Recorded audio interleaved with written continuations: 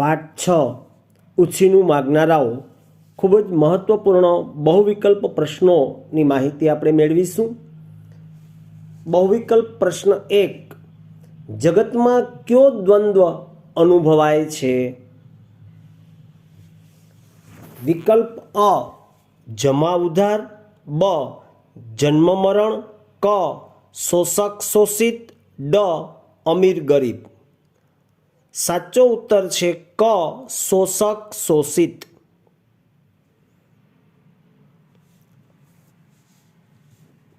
પ્રશ્ન 2, ઉછીનું માગનારની ધૃષ્ટતા દર્શાવવા લેખકે કોનો દાખલો આપ્યો છે? વિકલ્પ અ લવંગી બહેનનો, બ કાંતા બહેનનો, ક આસમભાઈનો, ડ ગીદુભાઈનો। સાચો જવાબ છે અ લવંગી બહેનનો। પ્રશ્ન 3, લેખકની દ્રષ્ટિએ ઉછીનું માગનારની નજર કોના જેવી હોય છે? વિકલ્પ અ કાગડા જેવી, બ ગીધ જેવી, ક હંસ જેવી, ડ ભિક્ષુક જેવી। એનો સાચો ઉત્તર છે બ ગીધ જેવી।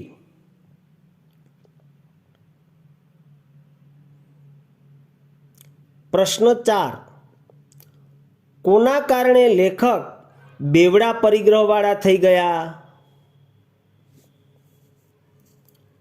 વિકલ્પ અ પડોશી દંપતીના કારણે, બ મિત્રોના કારણે, ક લવંગી બહેનના કારણે, ડ સંબંધીઓના કારણે। સાચો જવાબ છે અ પડોશી દંપતીના કારણે। પ્રશ્ન 5, ગીદુભાઈ કઈ બનાવટનો માલ ખરીદવાનું સૂચન કરે છે? અ જાપાનીઝ, બ ચાઇનીઝ, ક બ્રિટિશ, ડ ઇન્ડિયન।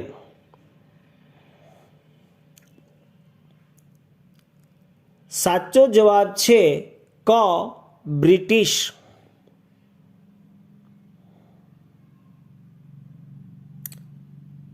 પ્રશ્ન 6, મેના બહેનને ત્યાં લેખકની કઈ વસ્તુ કાયમ ઉછીની રહેતી?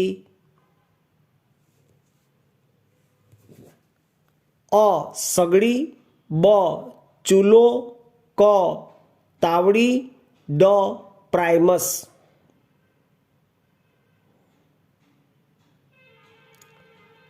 સાચો વિકલ્પ છે ડ પ્રાઇમસ।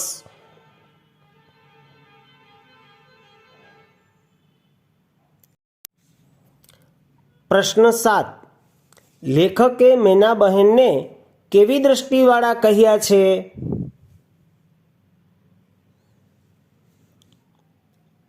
વિકલ્પ અ શ્વાન દ્રષ્ટિ, બ મિની દ્રષ્ટિ, ક ચાતક દ્રષ્ટિ, ડ કાગ દ્રષ્ટિ।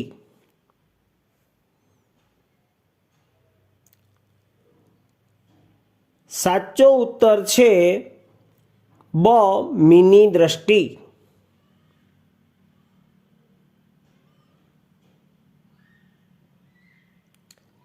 પ્રશ્ન 9, ગીદુભાઈ દંપતી માટે લેખક કંટાળીને શું ખરીદી લાવેલા?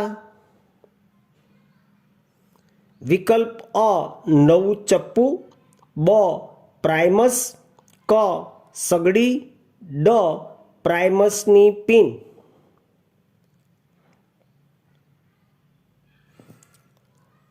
સાચો વિકલ્પ છે અ નવું ચપ્પુ।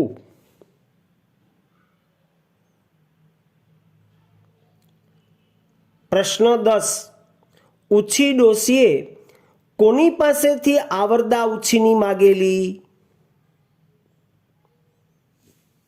વિકલ્પ અ પૌત્ર પાસેથી, બ પુત્ર પાસેથી, ક ડૉક્ટર પાસેથી, ડ વૈદ્ય પાસેથી.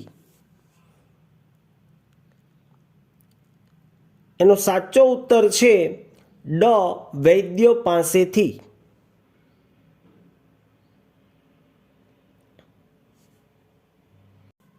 હવે આપણે પાઠ 8 અમરનાથની યાત્રાએ બહુવિકલ્પ પ્રશ્નોની સમજૂતી મેળવીશું. આ બહુવિકલ્પ પ્રશ્નો પરીક્ષાની દ્રષ્ટિએ ખૂબ જ મહત્વના છે. પ્રશ્ન 1, અમરનાથની યાત્રા કયા સમયમાં સરળ પડે છે? વિકલ્પ અ શ્રાવણ માસમાં, બ ચૈત્ર માસમાં, ક આસો માસમાં, ડ વૈશાખ માસમાં. એનો સાચો ઉત્તર છે અ શ્રાવણ માસમાં.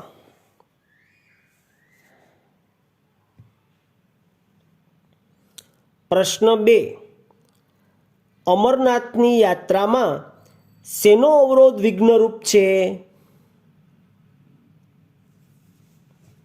વિકલ્પ અ બરફના ડુંગરા, બ વરસાદ, ક ગીચ ઝાડી, ડ લીસા પથ્થરો. એનો સાચો જવાબ છે અ બરફના ડુંગરા.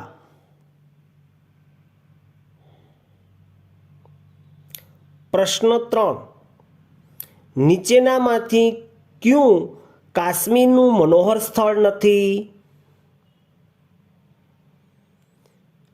વિકલ્પ અ વેરીનાગ, બ નખી સરોવર, ક ટુલિયન તળાવ, ડ સોનમર્ગ. સાચો જવાબ છે બ નખી સરોવર, જે કાશ્મીરમાં આવેલું નથી.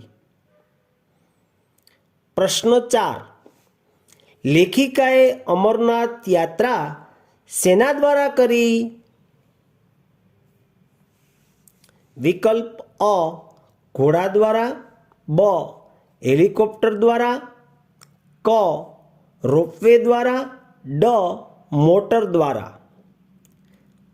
સાચો જવાબ છે અ ઘોડા દ્વારા.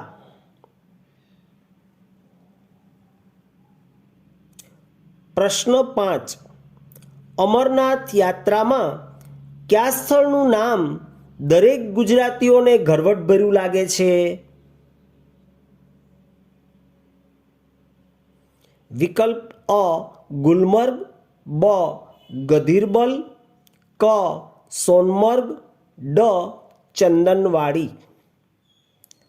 સાચો જવાબ છે ડ ચંદનવાડી, જે દરેક ગુજરાતીઓને ગરવટભર્યું લાગે છે. પ્રશ્ન 6, અમરનાથની યાત્રાએ પાઠની લેખિકાની પુત્રીનું નામ શું હતું? વિકલ્પ અ રંજના, બ સંધ્યા, ક રાગિણી, ડ વંદના. સાચો જવાબ છે અ રંજના. પ્રશ્ન 7, પહલગામથી કઈ નદીને કાંઠે કાંઠે થઈને રસ્તો ચાલ્યો જાય છે? વિકલ્પ અ શેષ નદી, બ બિયાસ નદી, ક સતલજ નદી, ડ કાવેરી નદી. સાચો જવાબ છે અ શેષ નદી. પ્રશ્ન 8, બુલબુલ, રાજા અને નિષાદ કોના નામ છે? વિકલ્પ અ ઘોડાના, બ મનોહર સ્થળોના, ક પક્ષીઓના, ડ પહાડીઓના. સાચો જવાબ છે અ ઘોડાના. પ્રશ્ન 9, શેષ નદીને પડખે આવેલ ટેકરીઓ ઉપર કોના ઝાડ ઊભા છે? વિકલ્પ અ પાઇનના ઝાડ, બ ચેરના ઝાડ, ક બકુલના ઝાડ, ડ બદામના ઝાડ. સાચો જવાબ છે અ પાઇનના ઝાડ. પ્રશ્ન 10.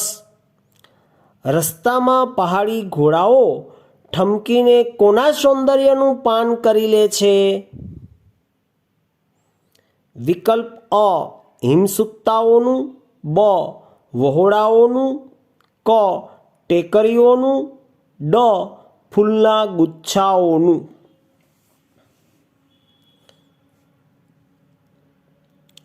સાચો ઉત્તર છે અ હિમસૂક્તાઓનું.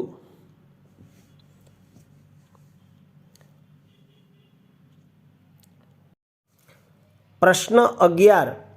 અમરનાથની યાત્રામાં વચ્ચે આવતું લીલુંછમ મેદાન કયા નામે ઓળખાય છે? અ હરઘન, બ સમઘન, ક શેષનાગ, ડ ચંદનવાડી.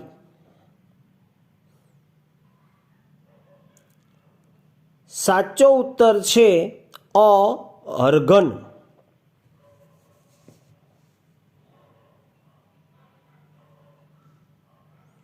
પ્રશ્ન 12.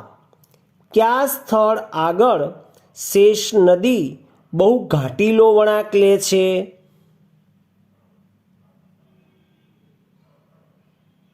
વિકલ્પ અ ચંદનવાડી, બ ટુલિયન તળાવ, ક હરઘનનું મેદાન, ડ પહાલગામ. સાચો જવાબ છે અ ચંદનવાડી, જ્યાં આગળ શેષ નદી ઘાટીલો વળાંક લે છે. પ્રશ્ન 13. શેષ નદીને કોના જેવો ભેરું મળી ગયો? વિકલ્પ અ વરસાદ જેવો, બ પવન જેવો, ક ઘોડા જેવો, ડ વાદળ જેવો. સાચો વિકલ્પ છે અ વરસાદ જેવો.